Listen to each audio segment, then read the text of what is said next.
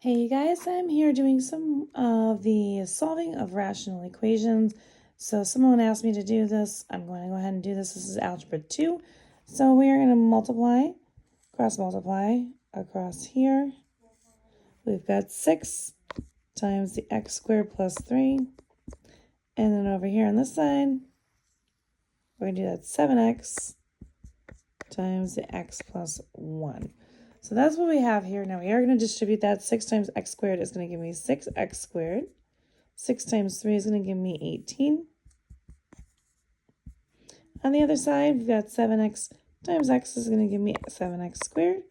And 7x times 1 is just 7x. Now we want to get, on this situation, we're going to get our x's to one side. So I'm going to, x squareds, I should say. Subtract the 6x squared. Now that's going to leave me with none over here, 18 right here. This is only going to be an x squared, and then we have the plus 7x. Now in a situation of solving with a square, we are going to make our trinomial. So we are going to subtract 18 on both sides. And what that's going to do is leave me with 0. And we're going to have, we're going to do the x squared plus 7x and minus 18.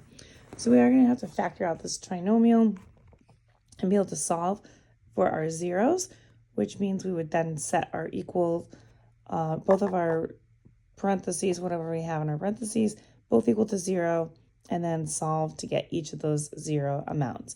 So we want to find factors of 18 that are negative. So it means one of these has to be positive, one of them has to be negative. So factors of 18 would be 1 and 18. Unfortunately, if you add those two together, if there was one positive and one negative, that's not going to add up to 7. So what we do is we're looking at other factor pairs. So 1 and 18, we've got 2 and 9, and then we've got 3 and 6. So I want one of them to be positive, one of them to be negative, and the only way I can do that is if this 9 is positive, this 2 is negative, because 9 and a negative 2 add up to 7.